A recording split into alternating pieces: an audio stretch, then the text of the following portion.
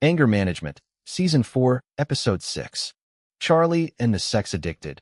Detailed summary ***. The sixth episode of Season 4 of Anger Management continues the chaotic life of Charlie Goodson, a former professional baseball player who has turned his own emotional struggles into a career helping other people deal with anger, relationships, and destructive behavior.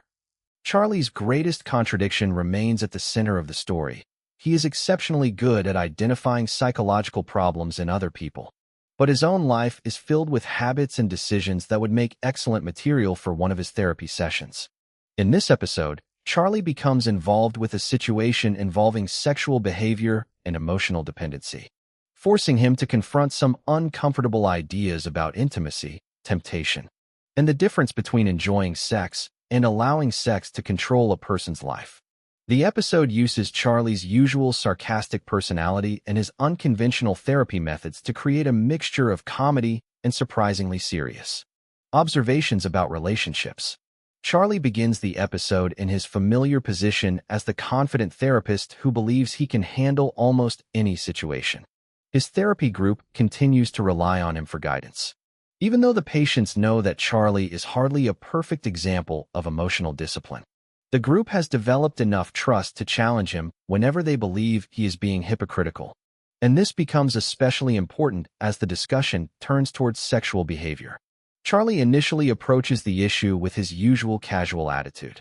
He tends to believe that adults should be free to enjoy consensual sex without unnecessary guilt or judgment. From his perspective, sexual desire is a normal part of life, and he is suspicious of anyone who tries to turn it into something complicated. However, the episode introduces a situation in which sexual behavior has clearly become more than simple pleasure. Someone is struggling with compulsive sexual behavior, and Charlie is forced to consider whether something that feels good can still become destructive when it is no longer under control. This distinction is difficult for Charlie because he has spent much of his life treating sexual freedom as one of his defining characteristics. He enjoys relationships with women, likes flirting, and frequently uses sexual confidence as part of his personality. Therefore, when the topic of sex addiction comes into the therapy room, Charlie initially reacts with skepticism. He wonders whether people sometimes label normal sexual desire as an addiction simply because they feel guilty about it. His patients, however, challenge that assumption. They explain that the important issue is not how often someone has sex, but whether the behavior is interfering with responsibilities, relationships, or emotional stability. This forces Charlie to reconsider his position. The group begins discussing how compulsive behavior works. A person may continue repeating an activity even after recognizing that it is causing problems. The behavior becomes a way of escaping stress, loneliness, insecurity, or other uncomfortable emotions. In this sense, the sexual behavior is not always about pleasure itself. It can become a coping mechanism. Charlie recognizes this concept because he has seen similar patterns in people struggling with anger, alcohol, gambling, or other compulsive habits. Yet he remains uncomfortable applying the same logic to sexual behavior. The episode cleverly uses Charlie's own lifestyle as a comparison. Charlie may not consider himself addicted to sex, but his history of casual relationships and constant pursuit of new romantic experiences raises questions about why he behaves the way he does. His patients are quick to notice the similarities. They point out that Charlie often uses sex as a way to avoid emotional intimacy. Instead of confronting loneliness or vulnerability, he can distract himself with another relationship. Charlie immediately becomes defensive, arguing that enjoying sex does not automatically mean someone has a psychological problem. His patients agree, but they insist that the difference lies in control. A healthy sexual relationship allows a person to make choices freely. Compulsive behavior makes the person feel as though they have to continue even when they know it is causing damage. This distinction becomes central to Charlie's understanding of the situation. He begins looking at the problem from the perspective of his professional training rather than simply from his personal beliefs. He realizes that addiction is often about the inability to stop a behavior, not the behavior itself. The same activity can be healthy for one person and destructive for another, depending on the emotional role it plays in that person's life. Charlie's therapy group also discusses the consequences of compulsive sexual behavior. Relationships can be damaged by dishonesty, infidelity, secrecy, and broken promises. Work can suffer when a person spends excessive time pursuing sexual encounters. Financial problems can appear if the behavior involves spending money or traveling irresponsibly. Most importantly, the person may begin using sex as a substitute for genuine emotional connection. Charlie recognizes that this is a common pattern in his own relationships. He has often been attracted to women but uncomfortable with commitment. He enjoys the excitement of pursuit but sometimes becomes restless once a relationship becomes emotionally serious. His casual approach allows him to avoid the risks associated with deeper intimacy. The episode, therefore, gives Charlie another opportunity to examine the difference between physical connection and emotional connection. Charlie likes to believe that sex is simple. He sees it as something adults can enjoy without creating unnecessary complications. But the therapy discussion demonstrates that sex can become emotionally complicated when people use it to satisfy needs that they are unwilling to acknowledge directly. Charlie begins to understand that someone may chase sexual experiences because they are actually searching for reassurance, acceptance, or a temporary escape from loneliness. This does not mean that Charlie suddenly becomes emotionally enlightened. He remains sarcastic and skeptical throughout the conversation. He continues making jokes whenever the discussion becomes uncomfortable, which is one of his most reliable defense mechanisms. However, his jokes become less convincing as the episode progresses because he is clearly thinking about what the group is saying. Charlie has always been able to recognize patterns in other people, and now he begins seeing some of those patterns in himself. His patients are especially effective at challenging him because they know his romantic history. They remind him that he often has multiple relationships, avoids emotional commitments, and becomes uncomfortable when women expect more from him.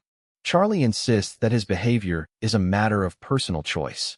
The patients respond that choice is meaningful only when a person is actually capable of choosing differently.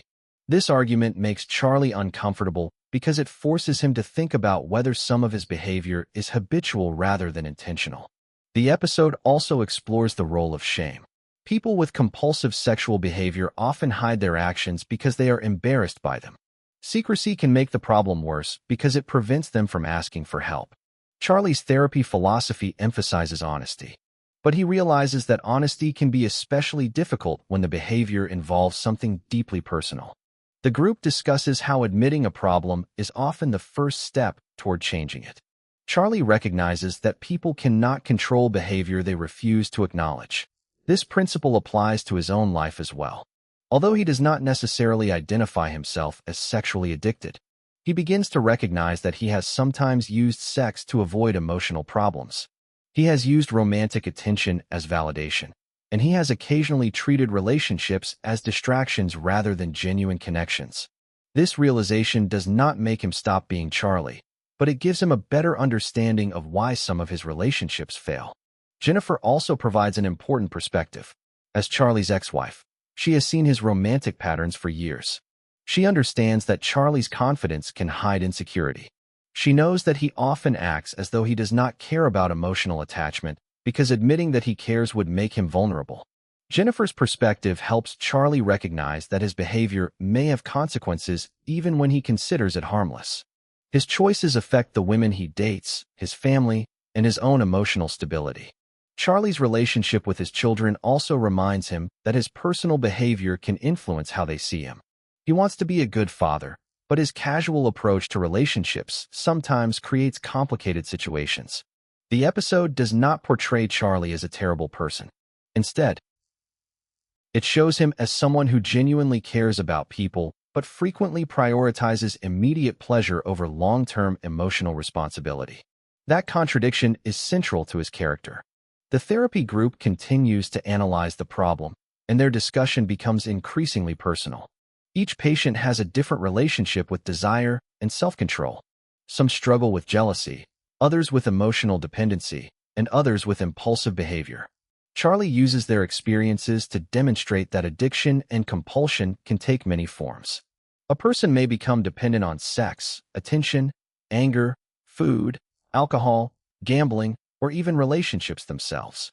The underlying issue is often the same. The person uses a behavior to escape an emotion rather than dealing with the emotion directly. This idea is especially important for Charlie because anger has always been his own primary coping mechanism. When Charlie feels rejected, embarrassed, powerless, or afraid, he often becomes angry. Anger gives him a sense of control. Sexual attention can serve a similar function by giving him reassurance and validation. Both behaviors allow him to avoid confronting vulnerability. Once Charlie recognizes this connection, the subject becomes more interesting to him. He begins discussing ways a person can interrupt compulsive patterns. The first step is identifying triggers. A person needs to recognize when the urge appears and what emotion is present at that moment. The next step is finding healthier ways to respond to that emotion. Charlie suggests that therapy can help someone develop strategies for dealing with loneliness, anxiety, rejection, and insecurity without immediately turning to the compulsive behavior. The group also discusses accountability. People struggling with addiction often need someone who can challenge their excuses and remind them of their goals. Charlie understands this because his own patients frequently need him to hold them accountable. Ironically, he also needs people around him who can hold him accountable.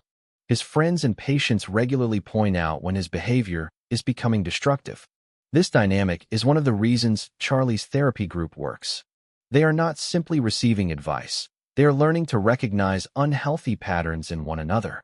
Charlie eventually accepts that sexual desire itself is not the enemy.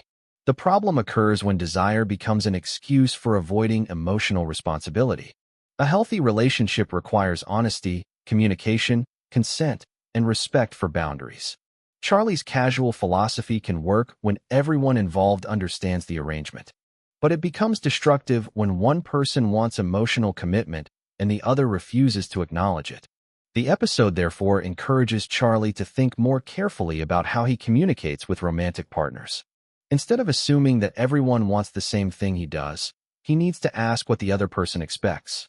This may seem obvious, but for Charlie it represents a significant change. He has often relied on charm and assumption rather than direct communication. By the end of the episode, Charlie has gained a more nuanced understanding of sexual behavior. He no longer sees the concept of sex addiction as simply an excuse for people who have too much sex. He understands that compulsive behavior is about loss of control and emotional avoidance. At the same time, he recognizes that not every person with a high sex drive has an addiction. The important question is whether the behavior is harming the person's life and whether they are able to make choices freely. The story also gives Charlie another reminder that being a therapist does not make him immune to emotional problems. His professional knowledge allows him to understand psychological concepts, but understanding is not the same as mastery. Charlie still has his own patterns to work through. His tendency to avoid intimacy, use humor as a defense, and seek validation through relationships remains part of his personality. However, he is becoming more capable of recognizing these patterns.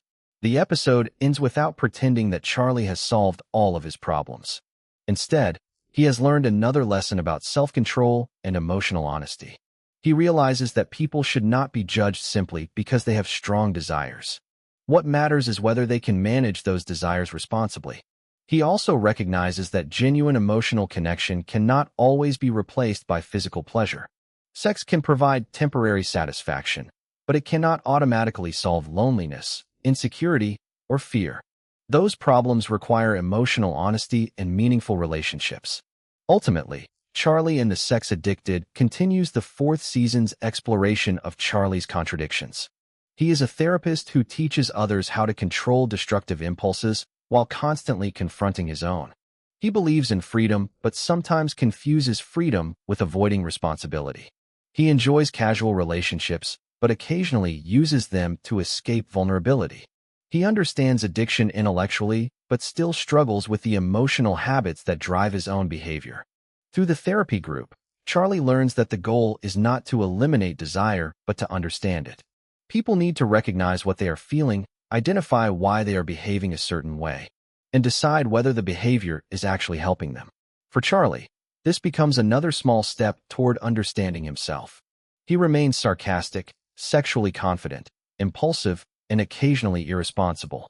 But he is slightly more aware that his choices have emotional consequences. The episode ultimately shows that managing anger and managing desire are not completely different challenges. Both require self-awareness, honesty, and the willingness to recognize when a behavior has stopped being a choice